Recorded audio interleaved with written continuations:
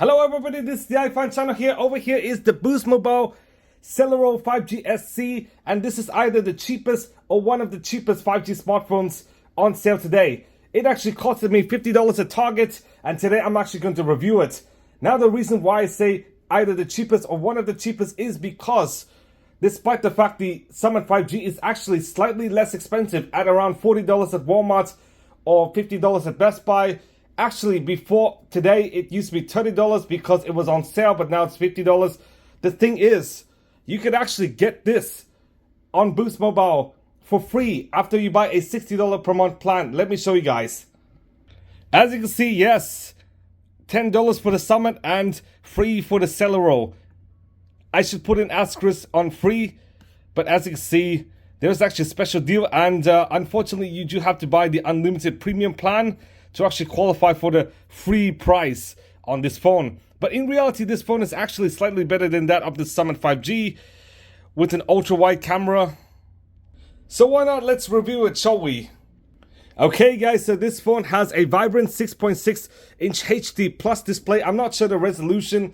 It is either around 720p or 900p. I'm not really sure because instead of actually listing specifications on the Boost Mobile website, the Boost Mobile website just posts a lot of buzzwords. Yes, to be honest, if you could actually see the specifications page, it is entirely full of buzzwords, but there's actually a 50 megapixel main camera, 64 gigs of storage, just like the previous two phones, and it also includes a 10-watt charging block and SIM card inside, but I'm not going to use any phone service. And as you can see, there is actually a 90 Hz display, which is quite impressive. And it actually supports expandable storage up to 128 gigs and has a 5000 milliamp hour battery, which is more impressive than that of the previous two phones. And just like I said, there's actually a wide camera of 8 megapixels and a 2 megapixel depth camera. So why not? I'm actually going to unbox it. And I do believe this box is kind of a bit harder to open without actually ripping, but I'm going to try my best to make sure it does not rip. So I could easily return it. Okay, gentle. Oh, jeez. Kind of near there, yeah, to be honest. I hate some of these prepaid phone boxes. And as you can see, the phone is in here. Yes, Boost Celero 5G SC. And as you can see, here are some of the specs and a SIM kit as well. So why not? I'm actually going to use my trusty knife. Okay, guys, my trusty old knife. Now just open it like this. And here is the phone. Voila. And there's actually the charging brick over here.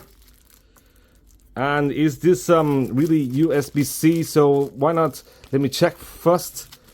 So just peel this off over here.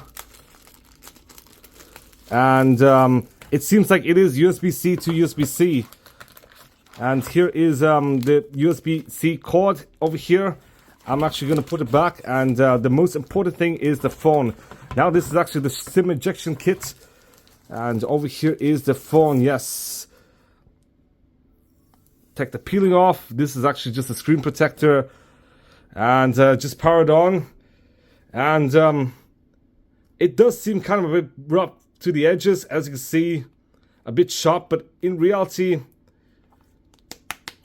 it does feel kind of okay, slightly premium a bit, but don't expect it to be the very best.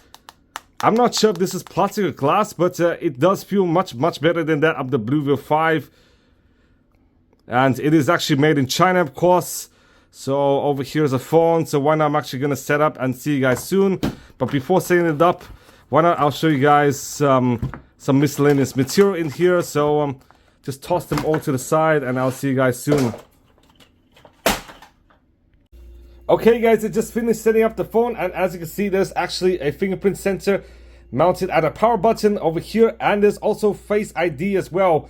Albeit the face recognition scanner is kind of a bit pathetic.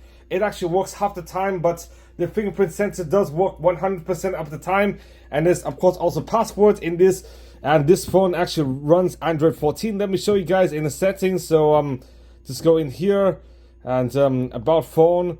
And let's tap about 3 times. And you actually see the version, yes. So the second to latest version, the latest version is actually 15. And there is actually some latency, not really much, but this is quite smooth. This phone is much better than that of the HMD Vibe. And of course the Blu View 5, which is absolutely pathetic, to be honest. But this phone is absolutely amazing for like $50. As you can see, quite smooth, to be honest. Let's go on the internet and let's scroll through Wikipedia. So scrolling through the pages and stuff is going to be quite succinct. And let's go to end of Wikipedia. So as you guys know, Jimmy Carter has recently died. So I think I might see him on like wikipedia.org. But as you can see, the keyboard is quite good. It is quite precise, to be honest. Definitely no lag here. As you can see, scrolling through pages, quite decent.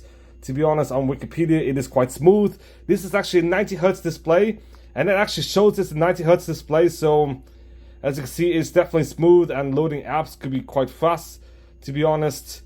Maybe some bit of lag, but still, it is definitely much faster than that of the HMD Vibe. That's what $20 more would get you, to be honest. Okay, guys, now going on to the settings. As you can see, it is so much better and so much smoother. Definitely far less latency than that of the Blu View 5 and the HMD Vibe.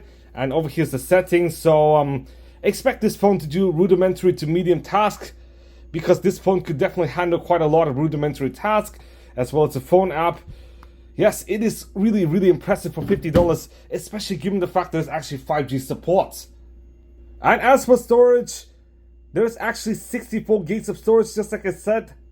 However, there's a ton of bloatware. Let me show you guys. Here's one. But overall, the level of bloatware is quite minimized. That is kind of the only bloatware on this. But as you can see, definitely far better than that of the previous two phones. This phone also has micro SD expandable storage up to 128 gigs. And with this much storage, one thing this phone could be used for is as an MP3 player. Yes, as you can see, there's actually a 3.5mm headphone jack. Yes, a headphone jack in today's phone, especially a 5G phone, given the fact 8 years ago, Apple removed the headphone jack and had the audacity to remove it. Okay guys, over here is a volume test in max volume.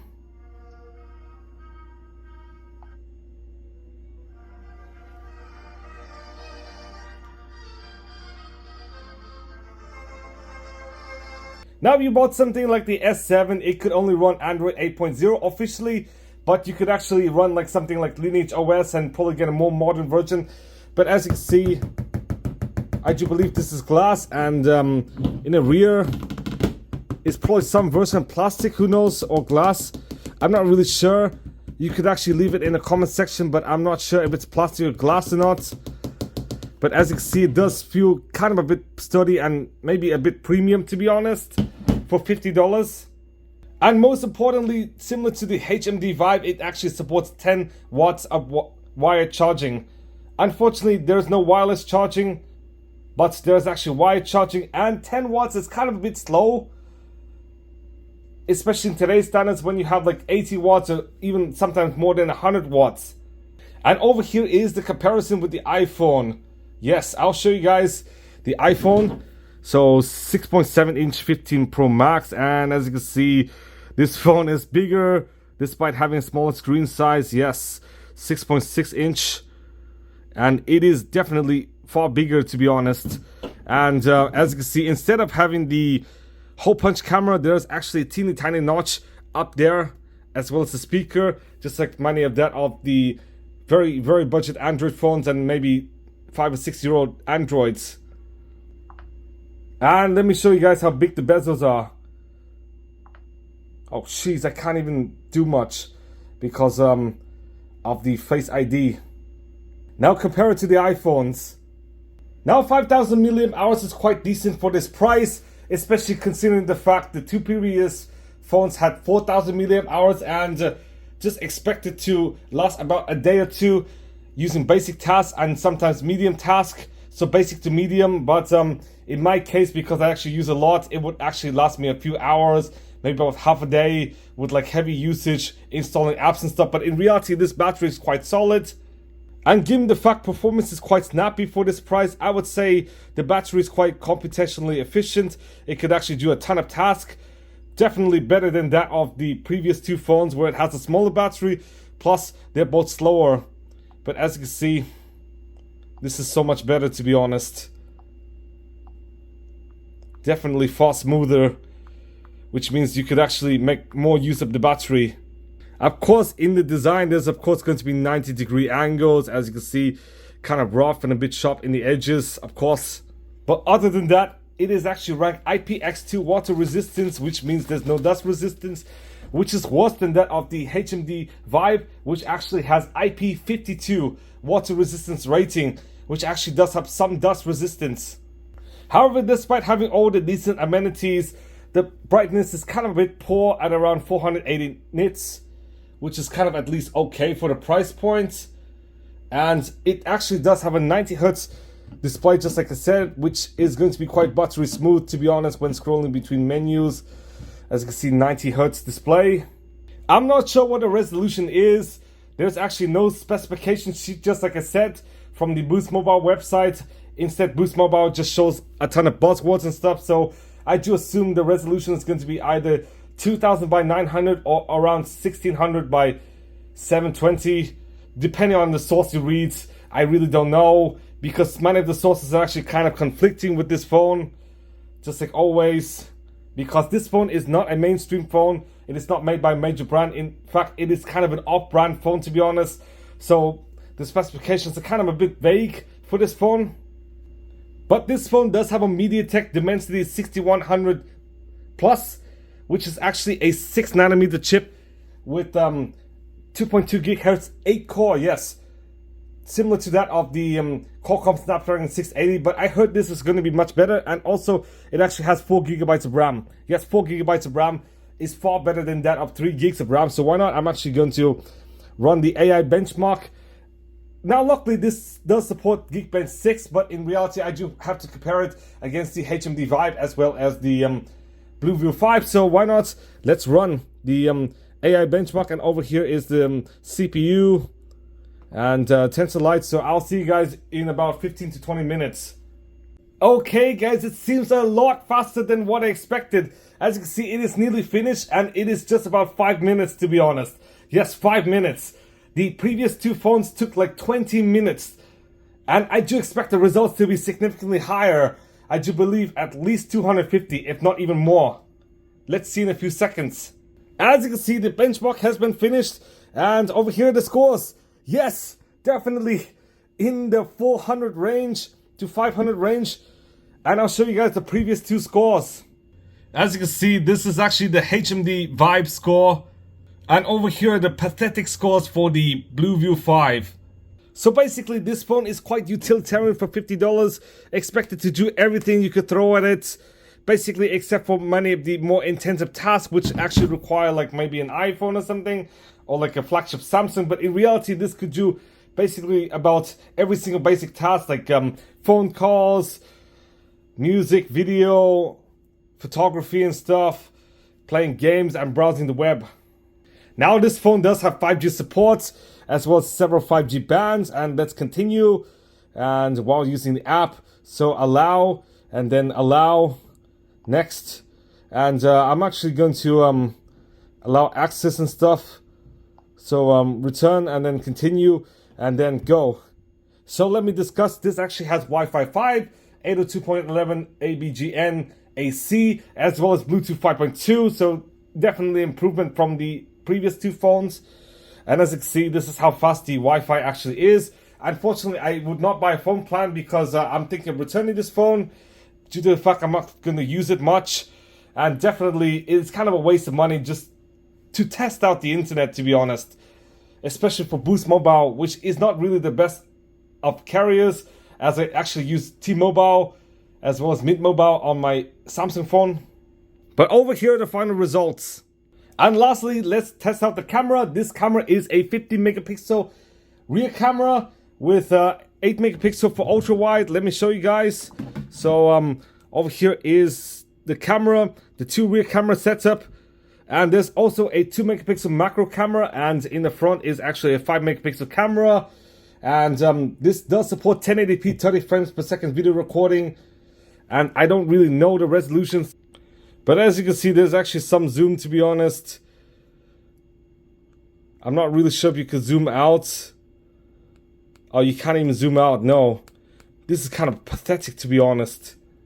But over here it does say 8 megapixel wide, so why can't I even find a wide mode? Okay guys, enough with the riff-raff. I'm actually gonna see what resolution video is the maximum. In fact, it actually supports 2K videos, so why not? Let's do a camera test.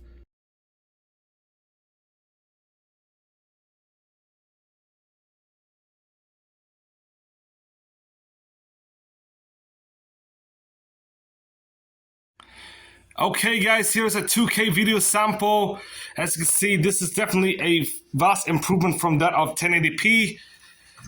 At least there's actually 2K video, definitely no 4K, but as you can see, this is what the video actually looks like. Okay guys, here's the front-facing video sample over here.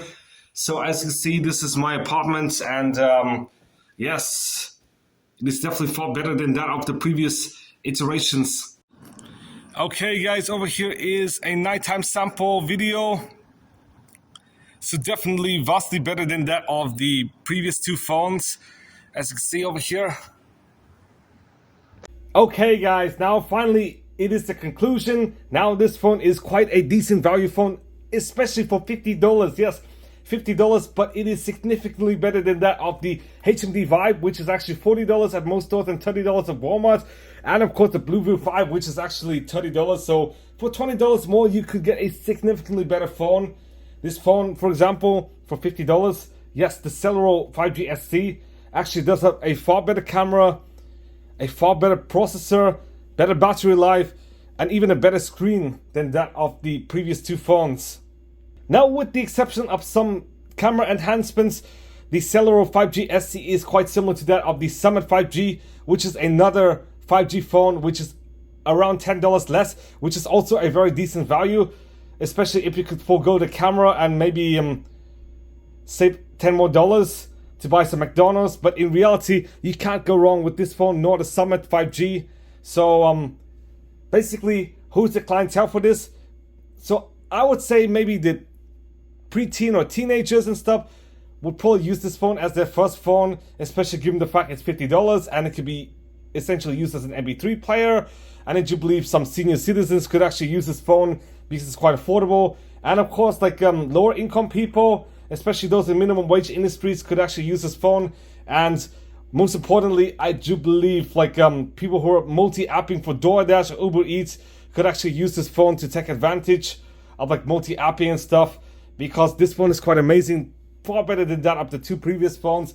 And I do believe this phone is far more usable with a far better Geekbench score as well as Antutu score. So I do believe this phone is a banger for $50. For me, I'm not really that much into $50 devices in general, as I do use flagships, but I don't really expect much for $50. For me, I would probably expect a good keyboard, a good mouse, a good video game, maybe a good speaker set or headphones, but that's about it. A phone for $50 is quite insane, to be honest, especially given the fact there's this much specs inside. You can't even go wrong for $50 with this phone. So thank you guys for watching. Please give a big thumbs up, subscribe for more videos, and I'm gonna see you guys soon.